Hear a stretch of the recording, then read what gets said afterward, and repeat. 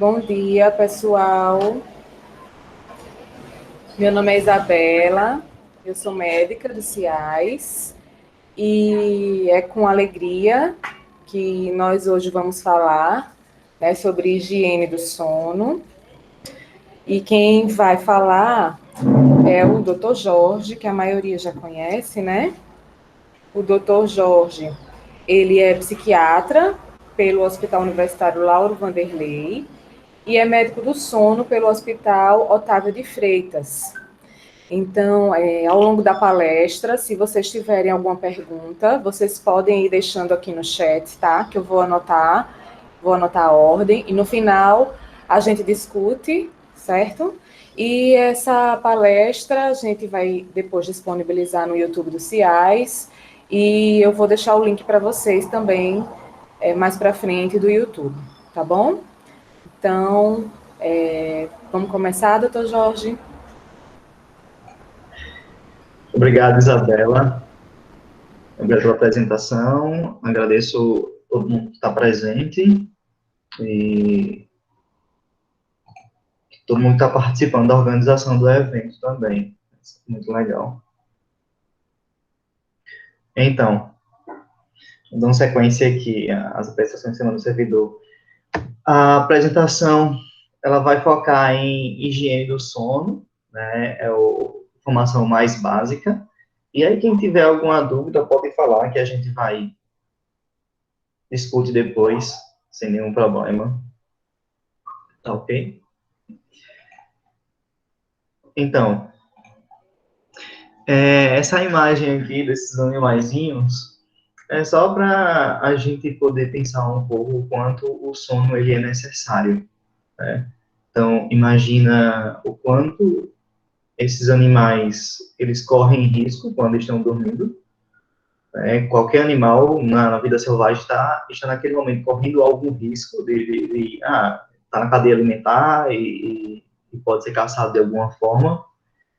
Mesmo assim, a gente tem um mecanismo ali que obriga, né, esses seres a dormir, igual a gente.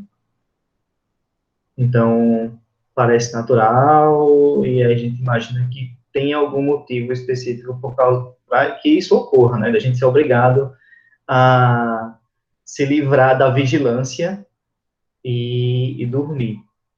E aí, o que seria o sono, né? A definição de sono ela é complicada porque nós temos estados parecidos, né? O exemplo do coma, as pessoas entram em coma, elas ficam com as sensibilidades também praticamente inativas ali, você não tem a vigilância do que está ocorrendo ao seu redor, né? E aí uma das situações que eu queria para diferenciar é justamente esse estado reversível, né? No caso do sono, esse estado onde você não está avistando o que está acontecendo ao seu redor, ele é reversível, como não é, né? A gente sabe hoje em dia que existem ondas cerebrais, né, específicas de quando a pessoa está dormindo. A gente sabe que esse estado é um momento de recuperação ali do corpo, e é um momento para se preparar para o dia seguinte, para se preparar de uma forma, preparar a imunidade da pessoa, preparar a memória, né?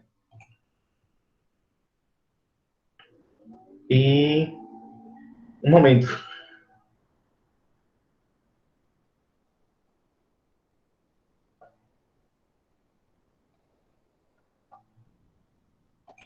Desculpa, acho que vocês não estão vendo, né? Eu esqueci de colocar de volta para apresentar a minha tela. Um momentinho. Então, pronto, aqui está a imagem. Então, tá aqui os animais dormindo. Então, aqui estão os animais dormindo. Então, aqui pacificamente, você imagina o que poderia acontecer com eles em ambientes de risco, né? Então, a gente imagina realmente que possa existir algum tipo de efeito contrário. Por que você se põe em risco se você, sem motivo algum, né? Aí, deixa eu passar a imagem aqui. E aí, por que a gente vai falar de sono? Qual é a importância de ter um sono de qualidade? E aí, na verdade, a gente não consegue ter, a gente imagina mais pelos efeitos deletérios de quando o sono não está bem, que o sono ele é importante. Então, o que a gente vê pessoas que o sono foi prejudicado e a gente vê o prejuízo. Então, a gente vê dessa forma, vendo o negativo para entender o positivo, né? A primeira coisa, a memória. A gente entende que parte do nosso sono, ele é para fixar a memória do dia anterior. Então, por exemplo, o que a gente sabe é que justamente o sono mais profundo, aquele sono dos sonhos, que é o sono REM, ele tem essa função de fixar memórias. E alguns estudos que interrompem, eles colocam uma pessoa para dormir e eles ficam acompanhando ali o momento que a pessoa tem sono REM e vão lá e interrompem o sono REM, eles viram que essa pessoa ela começava a ter prejuízo de memória. A gente sabe também que algumas medicações que diminuem o sono REM, elas também prejudicam a memória. E aí o que vai acontecer é que se a pessoa dormir menos e tiver menos tempo de sono REM, ou se tiver algum sono prejudicado por qualquer motivo, medicação, por dor, ou ficar sendo despertado, ou ronco mesmo, ficar acordando a pessoa, essa pessoa ela vai ter uma memória prejudicada, tá certo? Aí a mesma coisa com a atenção. Né? A atenção, existem os comparativos de ingestão alcoólica com o tempo que a pessoa não dorme. Então, quando a pessoa já fica ali, porque o esperado é o quê? Que a pessoa durma 8 horas por dia, né? E aí você fica o quê? 16 horas ali acordado. Quando você já chega ali em 17, 18 horas, você já começa a ter um prejuízo e existem comparações com pelo menos com um copo ali de cerveja. 1 hora, 2 horas, você já tem uma comparação como se fosse um copo de cerveja que você tomou, o prejuízo de atenção, né, de ter respostas mais rápidas, reflexos mais rápidos, você começa a ter esse prejuízo. E a atenção, ela termina de uma forma secundária prejudicando a memória. Porque se você não está com a atenção completa no ambiente, você começa a ter alguns prejuízos de memória também, né? Porque, é aquela história de você não lembra que fez aquilo, porque você estava com o foco variando de local em local. Você estava fazendo uma coisa, mas estava pensando em outra coisa. A sua atenção está prejudicada. Você não consegue assimilar aquela informação. E aí, no final das contas, fica parecendo que você tem um problema de memória.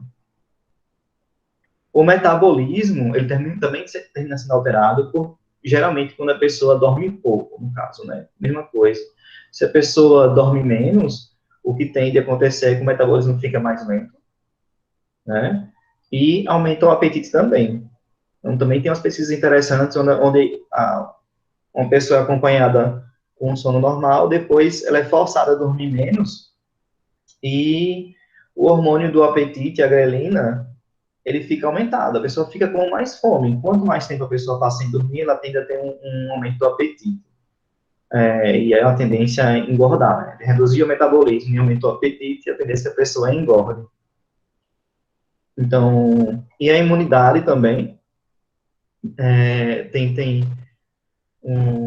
pode acontecer até de algumas pessoas terem resposta menor a uma vacinação. Algumas pessoas, por estarem dormindo menos, elas podem ter uma resposta autoimune menor, né?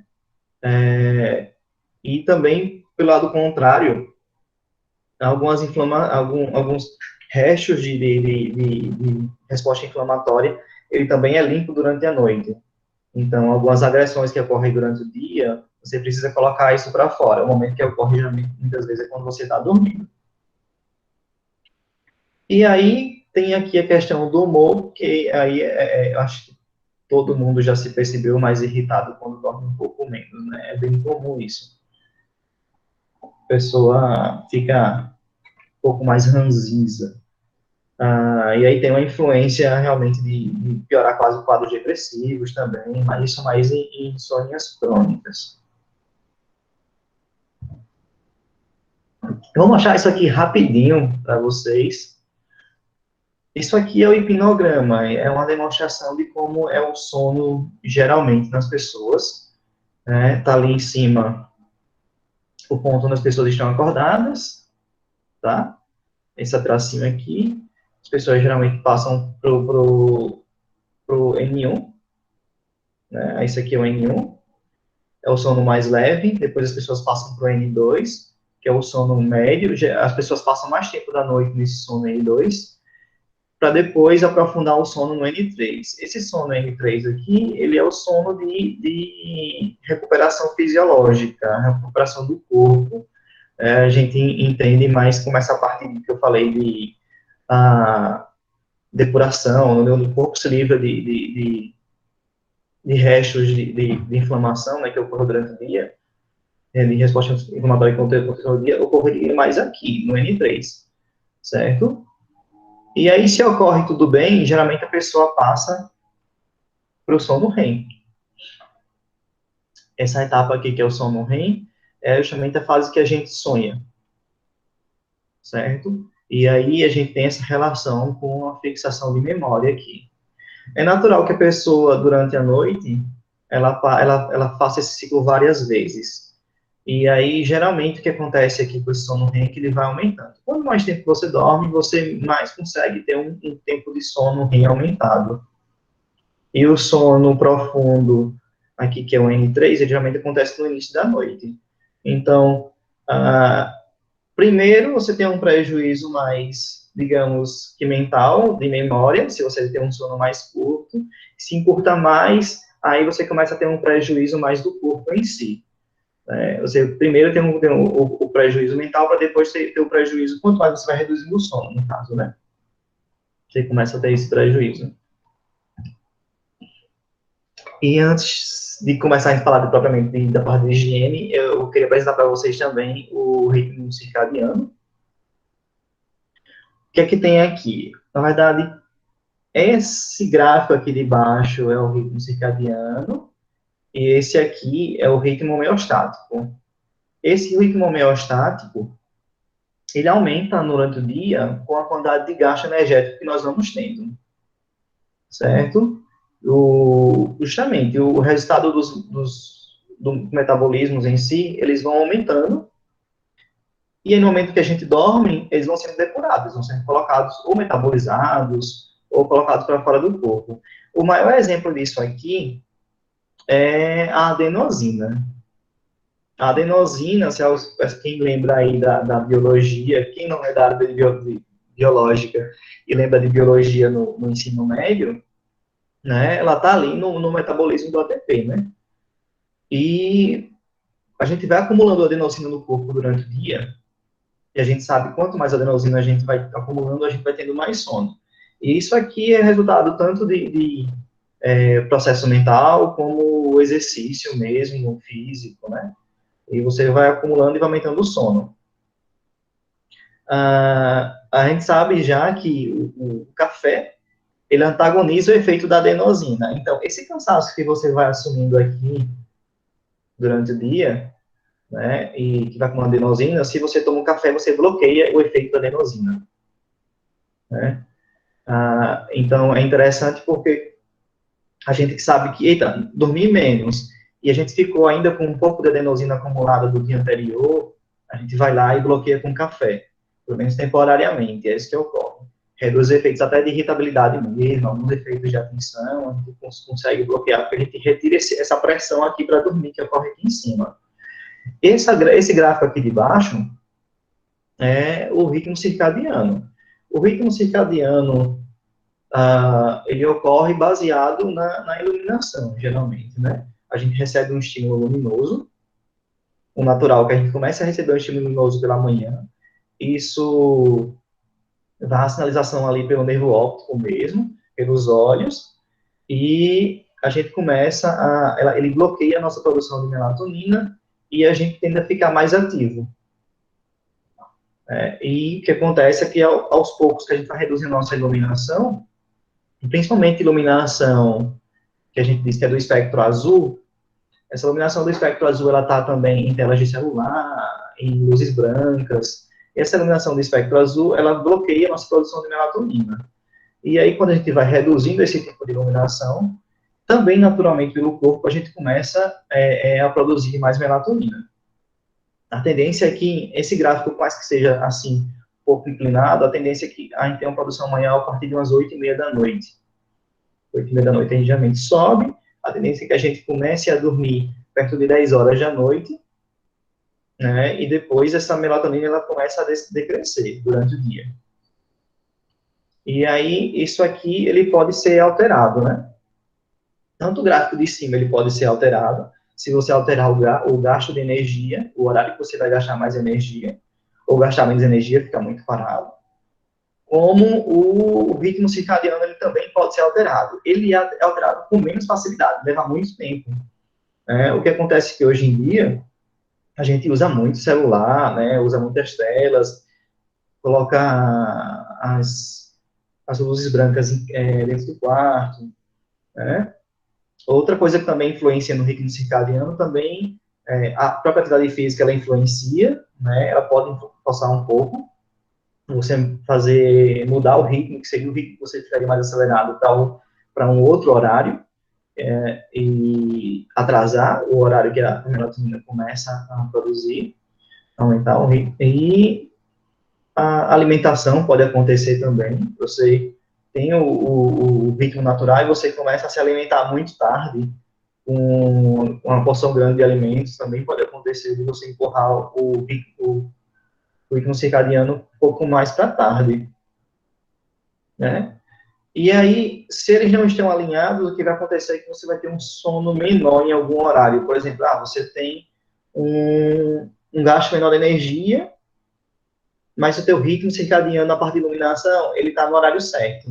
Mas você vai ter uma pressão menor para dormir aqui nesse horário que seria o adequado, né? Seria o horário de 10 horas.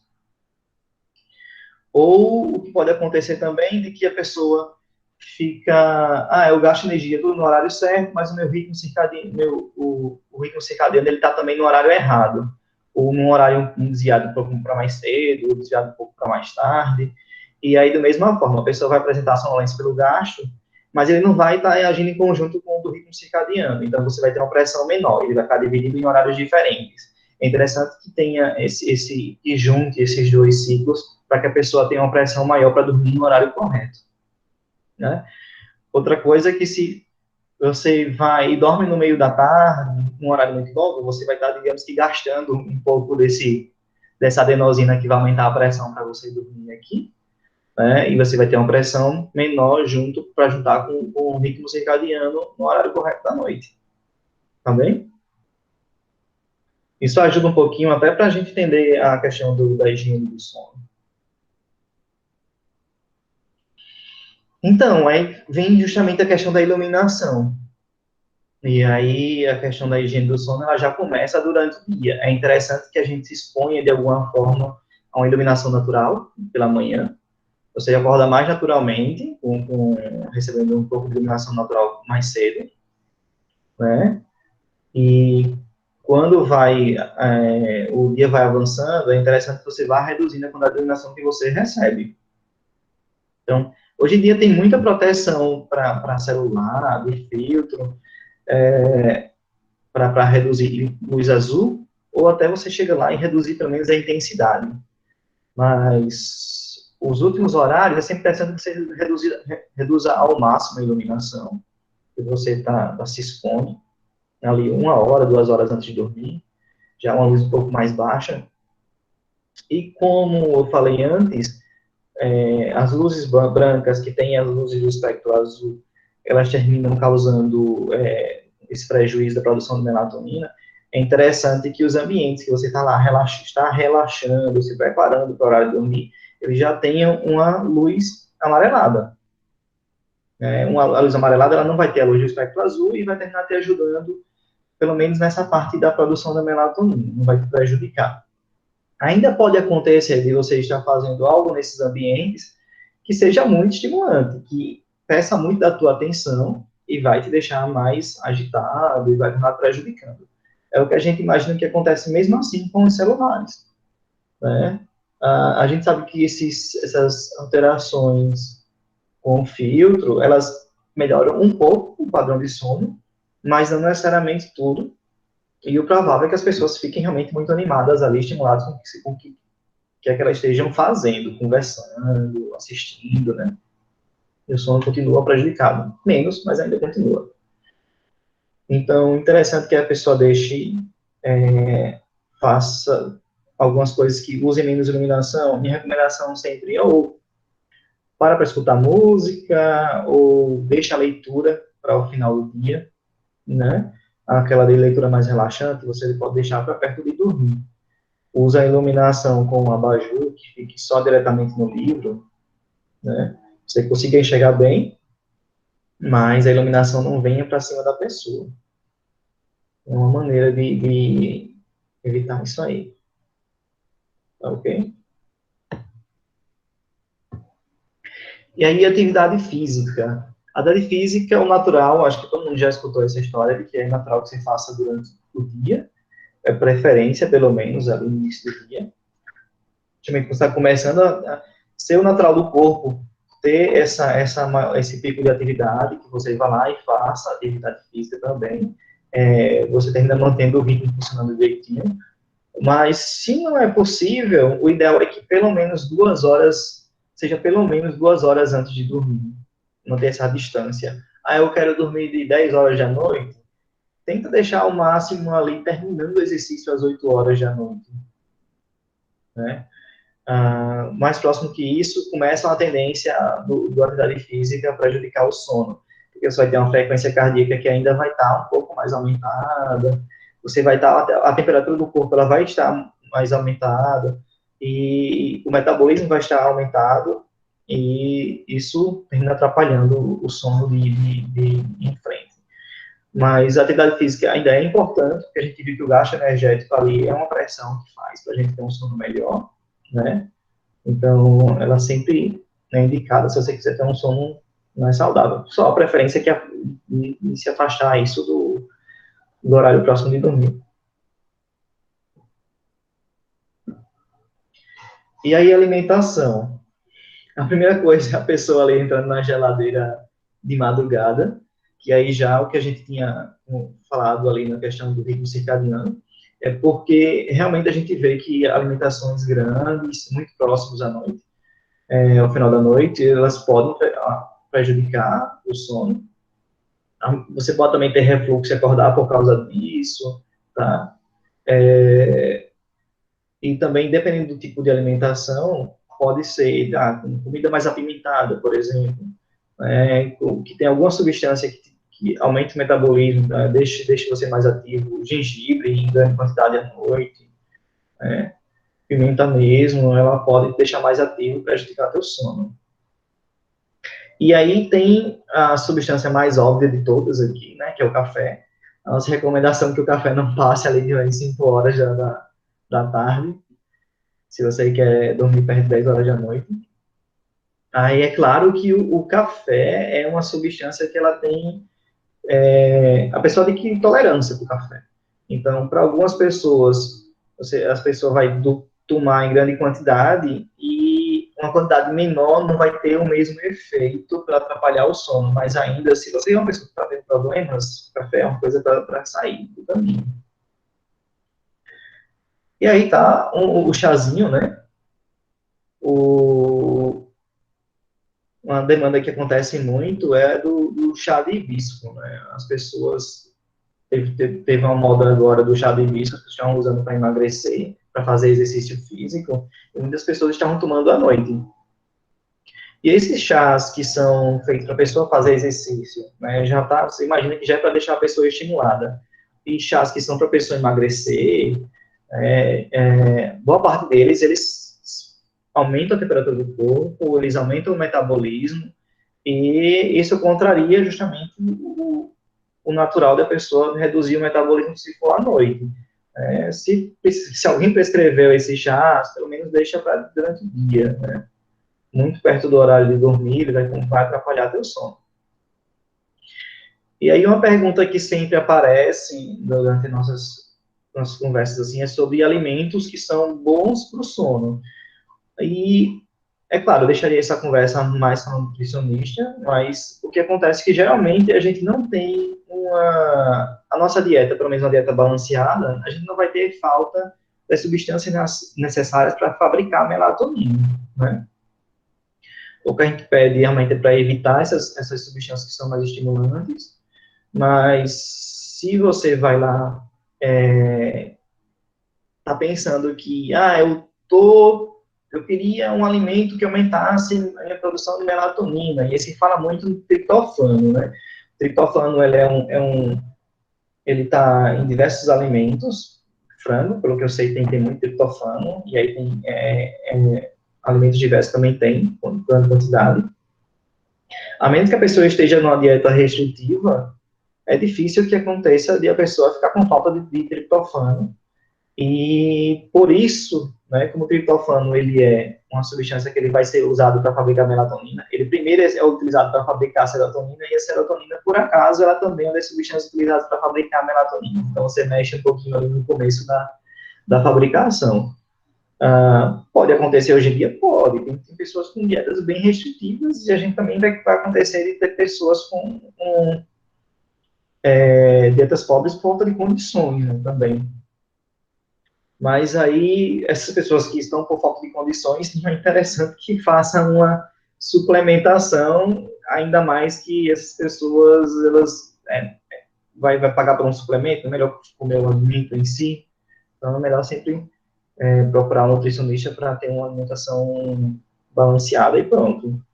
Em vez de procurar suplemento para ir atrás e conseguir mais melatonina à base de triptofano, tá certo?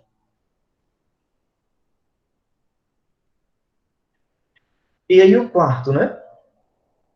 A primeira coisa é essa TV aqui, de frente do quarto. O problema da TV vai ser a iluminação. Outro problema da TV é que você vai estar fazendo uma atividade que, dependendo, pode ser muito estimulante para ti. Algumas pessoas podem dizer, eu coloco numa coisa bem chata, só para me distrair, para dormir. Se você conseguisse de uma forma que não tivesse iluminação, seria melhor para conseguir isso. Né? Sobre o quarto também, tem a questão de temperatura, realmente está uma temperatura agradável, nem quente, nem muito frio, isso é bem simples, realmente a questão do conforto da pessoa, a questão do ruído também, precisa ser um local com bom isolamento acústico, acontece muito, né? A gente tem um atendimento de pessoas que, no final das contas, elas não estão dormindo porque tem muito barulho no vizinho, o vizinho fica fazendo barulho, e aí a gente tem que recomendar o abafador, por exemplo, porque é só isso, uma coisa bem simples, né? As pessoas às vezes não percebem, se acostumam com aquela ideia. Vê a ideia aqui do abajur ali. Se você for passar um tempinho ali na cama antes de dormir, que já esteja com a iluminação mais baixa, o ideal é que o quarto não seja utilizado como local para outra coisa senão dormir e relação sexual. Outro momento, você não está no quarto, né? Na cama em si, né? Mas a preferência é que o quarto já não seja relacionado com outra coisa que não seja esse momento de a pessoa dormir. Muitas pessoas passam atualmente muito tempo na cama, vão lá, trabalham na cama, né? E aí, quem estiver fazendo isso, assiste também a apresentação de ergonomia. Mas muitas pessoas passam muito tempo ali na cama assistindo televisão, lendo, e deitado principalmente. E aí a gente sabe que isso termina levando a casos de insônia. Porque também você não tem, primeiro você está gastando menos energia, primeiro que outra coisa é que você não sinaliza para o corpo qual é o momento de dormir. Né? Você não cria uma situação comportamental onde, o momento que eu deitei é o momento de ter sono, então é o momento de dormir ali. As pessoas imaginam, o teu corpo está exatamente na mesma situação várias horas ali durante o dia. E é só porque eu decidi, chegou da hora, agora eu quero dormir, magicamente, né? E não é assim que funciona. Então, termina acontecendo isso. A questão de iluminação ali tem a janela, né, que é interessante que você consiga deixar o mais escuro possível o quarto e durante o dia você possa deixar ele mais iluminado também, para, assim, tá despertando, já abre as janelas, se expõe um pouco de sol, tá certo? E aí, sobre o colchão. O colchão vai ter umas variações, algumas pessoas com algumas alterações ortopédicas podem precisar de colchões mais moles, umas situações bem específicas, mas a maioria das vezes é interessante que você tenha um colchão mais firme. Ainda mais algumas pessoas que, por estarem um pouco acima do peso, por ter uma anatomia desfavorável, começam a roncar com muita facilidade. E aí, se você fica com uma posição que o pescoço ele vai dobrar muito, né, afundou, o pescoço dobra, o travesseiro é muito grande, o pescoço dobra, e a pessoa começar a roncar, vai prejudicar o sono também, tá certo?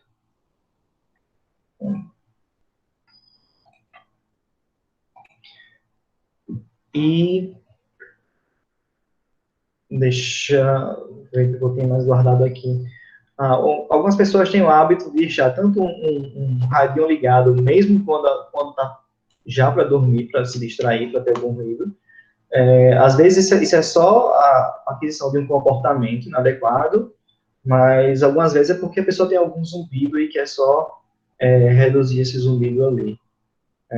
E aí quer deixar um ruído branco para ficar por cima do zumbido. Aí questões de saúde, aí é outro ponto que a pessoa pode tentar ir atrás de resolver. Tá? Relógio, não é interessante que se tenha relógio, principalmente aqueles luminosos, ou pelo menos que eles não estejam virados para a pessoa, para você ficar olhando ali durante a noite toda. Então, a pessoa deitou, e aí não conseguiu dormir, começa a olhar para aquele relógio ali, o tempo passa, ainda mais quem tem insônia com mais frequência, começa a ficar ansioso porque vê o tempo passando, então não é interessante isso. E aí, já falando um pouco desse ponto, é que, gente, assim, deita quando tiver com sono mesmo na cama. Se o sono passou, no lugar não é ficar na cama, o local é e vai para outro canto da casa, se distrai, vai ler o livro, como eu falei. Como as pessoas moram em apartamentos cada vez menores hoje em dia, e talvez seja o local isolado, seja o quarto, pelo menos se senta no quarto, se senta na cama e faz uma leitura com a Bíblia, ao invés de ficar deitado. Modifica a situação, ao invés de virar uma situação onde se espera dormir, você relaxa de alguma outra forma até que o sono chegue. Quando você não chega, você se deita para dormir, né? Tá ok? Então é isso. A gente falou um pouquinho de sono, alimentação, ruídos. Deixar, se quiser mais falar mais alguma coisa, a gente pode ver com algumas perguntas. Jorge, então eu Oi. vou citar aqui alguns comentários, tá? Que os servidores foram deixando aqui durante a tua apresentação. Uhum.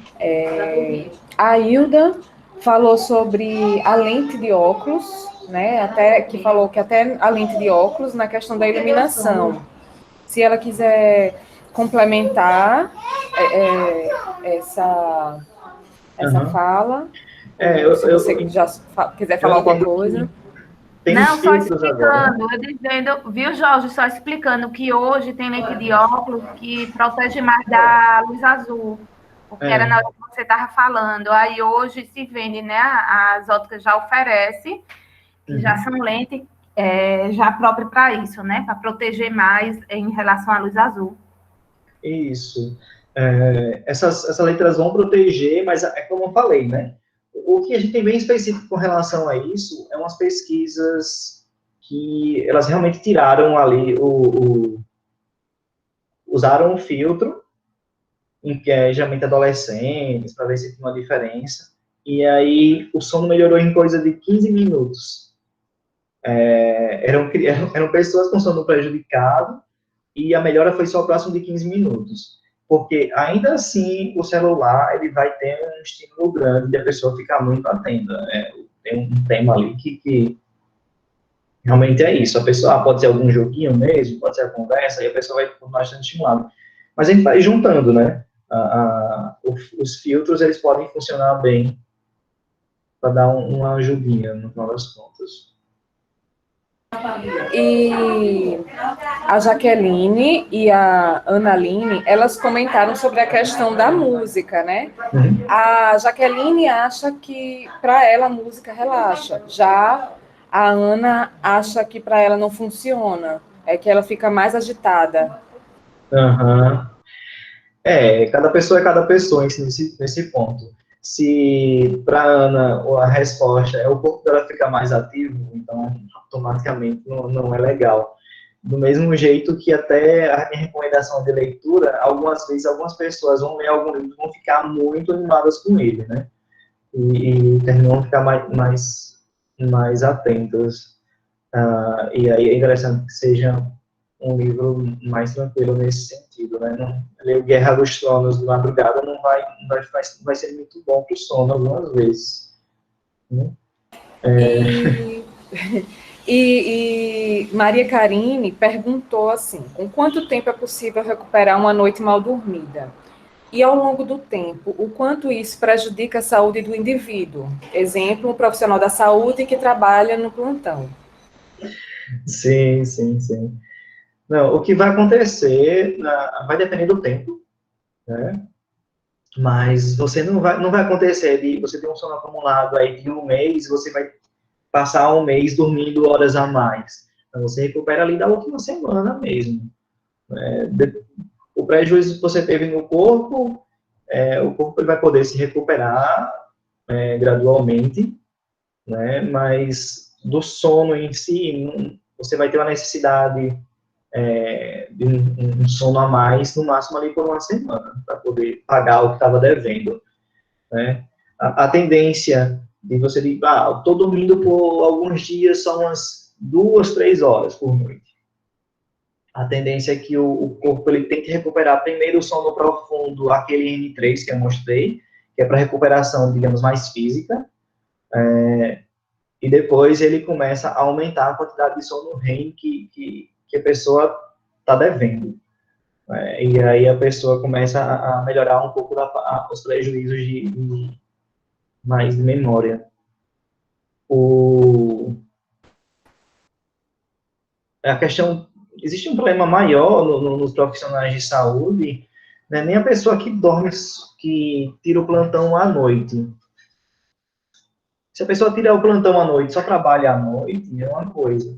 Mas se ela tem um horário irregular, é pior. A pessoa, é o trabalhador de turnos alternados, né? Ele tem dia que trabalha de dia, tem dia que trabalha de noite. Esse é realmente uma das piores situações que a gente tem com relação a quadros na medicina do sono, porque você não consegue estabelecer um ritmo, no final das contas. Você pode tentar criar alguns mecanismos para compensar, às vezes com medicação e com iluminação. A pessoa sai do trabalho 7 horas da manhã, vai precisar ou fazer uso de alguma medicação, mas o que você pode fazer é também saindo, vai para casa já com proteção para iluminação, óculos bem fechados, escuros, o carro, se possível, mais protegido também da iluminação, entrou e vai para a cama dormir, para tentar regularizar. Você vai, uma medida de contenção ali, mas realmente é um grupo de trabalhadores que mais prejudica, as pessoas que trabalham em turnos diferentes, justamente por causa disso. Você não vai ter mais um ciclo natural, né? Você está quebrando esse ciclo, por mais que você, aí depois, mas tem dia que eu tomo à noite, ok, mas seu corpo não tem mais um hábito certinho de como dormir. E essas pessoas, elas terminam tendo pode olhar, né? Trabalhador de saúde tem uma tendência a engordar. Trabalhador de saúde que trabalha em plantão, né? Não é só porque come besteira só. Mas o pessoal começa a ter realmente mais apetite, fica um pouquinho mais lento e começa a ganhar peso. Realmente tem um prejuízo. O interessante é que as pessoas ou trabalhassem de noite ou trabalhassem de dia. E se possível, eu sei que seria muito difícil, as pessoas, existem pessoas que têm um atraso do ritmo circadiano, são pessoas que, naturalmente, elas têm um ritmo de dormir mais tarde e acordar mais tarde. É próximo de uns 20% da população, isso aí, de pessoas que, eu só funciono bem de noite, e é isso desde criança, não vale se isso começou no meio da vida adulta. A pessoa geralmente vem ali, é a criança que precisava ser arrastada para a escolinha de manhã, e quando começou a estudar de tarde, o rendimento melhorou muito. O rendimento melhora bastante. Então, essas pessoas seriam as mais propícias para trabalhar no plantão. Se você não é uma pessoa que não rende muito à noite, evita. Fazer o quê, né? Jorge, tem mais algumas perguntas aqui, tá? A Jaqueline está perguntando quais são os impactos para a saúde quando trocamos o dia pela noite todos os dias. Uhum. Então, Jaqueline, pode ser o caso, tem que ver se de repente, pode ser, será que é o trabalho dele? Pode ser que seja o trabalho dele que faça isso, né? Pode ser que seja. Ou pode ser natural dele. Se for natural dele, se ele dormia às 7 a 9 horas indicadas por dia, vai estar ok. Então, a pessoa trabalha ali de noite, está lá acordada durante a noite, mas quando começou a bater o sono, ela vai lá, dorme às 7 a 9 horas, dependendo da necessidade de cada um, e aí vida que segue, tá ok para ela, né? Se ele, porque às vezes as pessoas usam a expressão tá trocando a noite pelo dia a pessoa tá tendo insônia mesmo, né? Ela tinha um sono normal antes, e aí agora ela começa a dormir por causa de alguns estímulos desses, de iluminação, a pessoa começa a dormir mais tarde e fica dormindo ali durante o período da manhã. Né? E não é natural dela. E aí o que vai acontecer é que o prejuízo vai ser mais cognitivo, no sentido que você vai ter um ciclo, um ciclo que não deveria estar ali. Né? Então, o rendimento vai ser pior dessa pessoa, quando ela vai estar acordada. Né? E vai ter mais chance de a pessoa ter insônia, um sono mais fragmentado, e aí você vai ter esses prejuízos que eu citei no início ali, né, quando tem o sono prejudicado. Aí tem outras discussões com relação a doenças cardíacas, mortalidade, quando você reduz o tempo de sono, e tem mais muito prejuízo de sono. A gente sabe que dormir pouco e dormir muito tem uma relação com a mortalidade aumentada, mas não tem provas em si se a insônia é que causou, e dormir, tanto a insônia como dormir muito é que causaram isso, ou se é uma prova que alguma coisa que estava causando a insônia, alguma coisa que estava fazendo a pessoa dormir a mais, é a causa dessa mortalidade, e o gráfico está lá desse jeito para mostrar, no final das contas, né? Porque para saber isso, a gente teria que pegar pessoas saudáveis e colocar elas para ficarem sem dormir por um tempo e ver o prejuízo.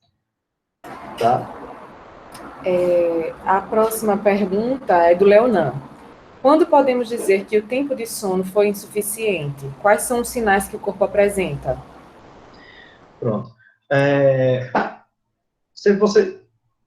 Assim, a gente tem essa média de 7 a 9 horas de sono, que a gente considera que as pessoas geralmente ficam bem, sem prejuízo, mas as medidas geralmente são essas. A gente vê o prejuízo que a pessoa começa a ter, né? Tanto que quando a gente considera insônia como doença, a gente precisa ter o tempo reduzido, ao mesmo tempo que algum tipo de prejuízo. Eu estou com menos energia, eu estou rendendo menos, eu estou com um humor um pouco pior, tá? Então, você pode perceber até pelo teu próprio desempenho que, esse sono aqui é insuficiente para mim, né? Eu, por exemplo, eu sei que o meu sono mínimo ali é cerca de 7 horas e meia por noite. Se eu dormir um pouco menos que isso, eu já começo a ter prejuízo, né? Mesmo jeito que um pouco mais também eu não fico muito bem. Então, como tudo nessa área mental, a gente precisa olhar cada pessoa e ver se essa pessoa ela tem prejuízos para ela por causa disso, antes de considerar, tá? Algumas pessoas são chamadas de dormidores curtos. Pessoas que dormem menos de 7 horas teoricamente, ficam bem. E aí, muitas pesquisas mostram que elas, quase tudo, elas ficam bem. Tem algumas alterações cognitivas ali relacionadas à impulsividade, né, mas que é muito pouco, e o resto ficaria ok. É um grupo muito pequeno de pessoas que não tem prejuízo quando dorme menos. E aí, é interessante ver o natural. Por exemplo, quando chega um momento que, se você está tendo uma restrição por causa do trabalho, e chega um momento do final de semana, quando você está livre, e você dorme mais, né, você sabe que você está devendo. Você está devendo o sono e precisa pagar de alguma forma. Então, eu acho que aí já ficou respondida a pergunta da Paulette, né? Há pessoas que podem dormir menos tempo e ficar bem. Foi bem isso que você acabou de dizer, né? Uhum. E tem os dormidores curtos e os dormidores longos, né? Tanto pessoas que dormem mais de 9 horas, quanto pessoas que dormem menos de 7 horas. Geralmente a gente considera 6 ou 10, para dizer que as pessoas são desse grupo aí. Mas, assim, é como eu disse, estatisticamente, o que acontece é que pessoas que dormem menos de 7, dormem menos e mais que 9, elas apresentam, tem uma curva de mortalidade aí.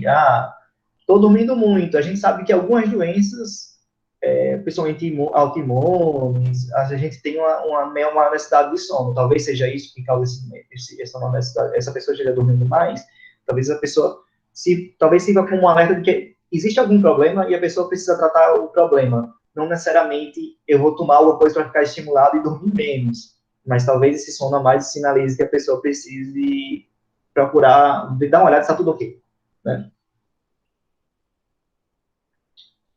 E Paulette também está perguntando se há pessoas que funcionam melhor pela manhã e outras à tarde ou à noite. Uhum.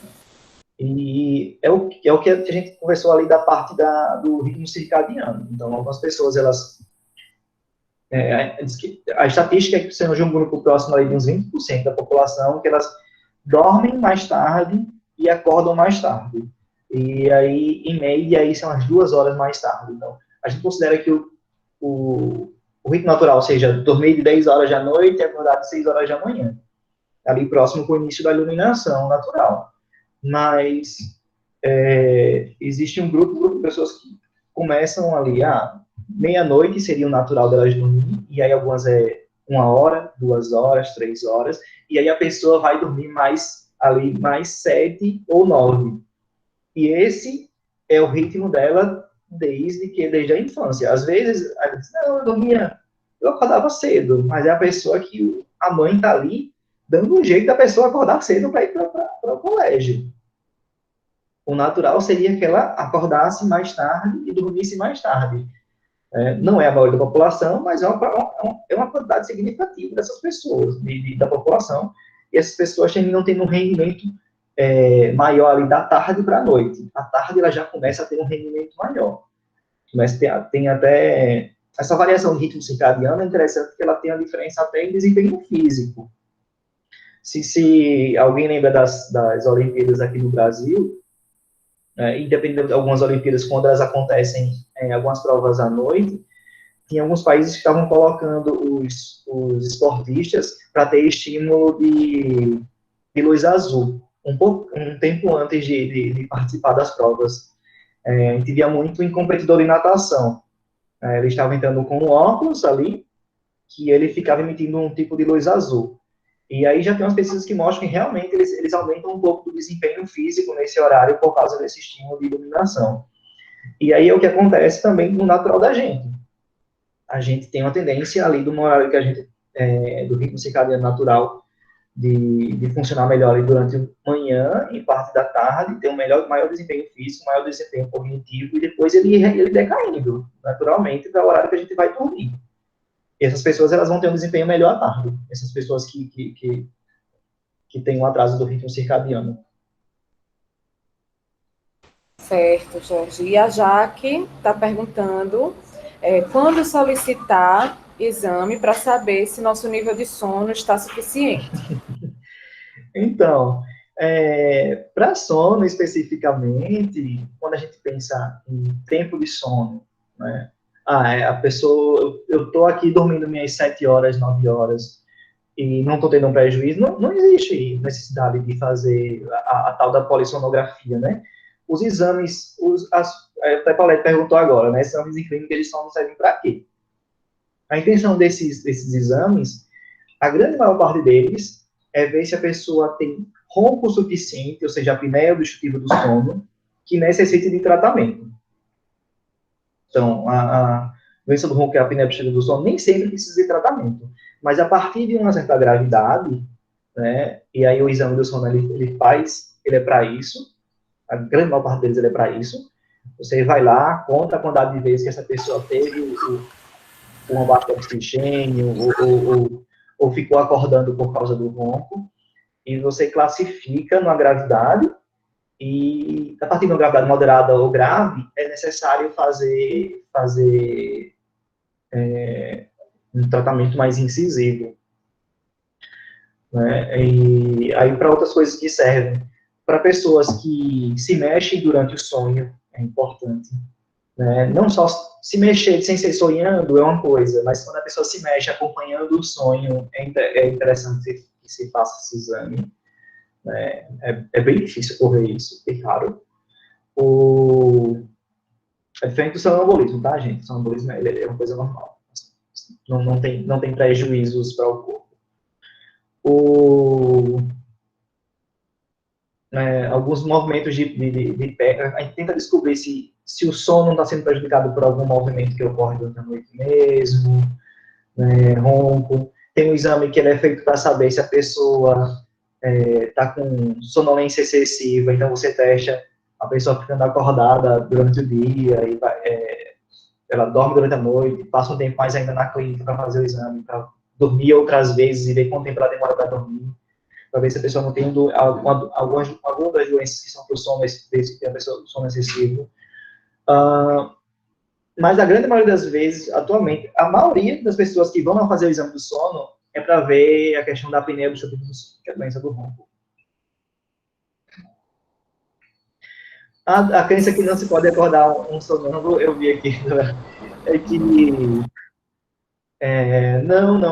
tem nada. O que pode acontecer é que a pessoa pode se assustar, mas não é nada, vai ter um infarto. Não existe isso. Essa pessoa ela vai estar ali naquele sono mais leve, que a gente mostrou, aquelas primeiras etapas de sono pode acontecer. A tendência é que ocorra muito mais em crianças e adolescentes, isso vai reduzindo quanto mais a pessoa ali passou de 20 anos, isso vai reduzindo aos poucos. Quando aumenta muito, vira um sinal que não ocorria tanto, está acontecendo agora, pode ser estresse, ou pode ser alguma coisa que esteja acordando a pessoa durante a madrugada. A pessoa estava seguindo o sono natural dela, e aí teve um tipo de medo de despertar ali, e às vezes pode ser o ronco, às vezes pode ser barulho mesmo, está muito quente, e ela fica acordando, e ela fica no meio do caminho. Acordou parte da mente e outra parte ficou ainda adormecida, e ela começa a ter esse movimento de sonambulismo, né, parassonia. E, gente, para finalizar, por conta do horário, a Priscila perguntou sobre os benefícios do sono após o almoço. Não tem... Porque acontece? Nós temos alguns países que fazem isso, né? Tem esse sono após o almoço. Você vai ter um ganho ali de desempenho cognitivo, digamos assim, porque você reduziu a adenosina que você estava acumulando, que causa um pouco de sonolência. Mas o outro lado é que você pode ter um prejuízo à noite de dormir com mais dificuldade. Se você já entende que você tem uma dificuldade grande de dormir à noite, aí não é interessante que você divida de forma alguma o seu sono. Você vai ter uma pressão menor para dormir durante o horário que você precisa.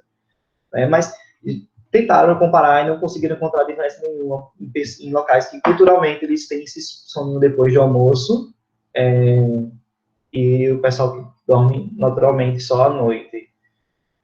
Mas é possível que a gente tenha essa melhora de desempenho temporário por reduzir um pouco o cansaço. Né? Agora, também pode acontecer de você se alimentar e começar a ter refluxo ali, porque você tirou essa soneca ainda alimentada. Né? Não é bom nesse sentido. Tá, joia.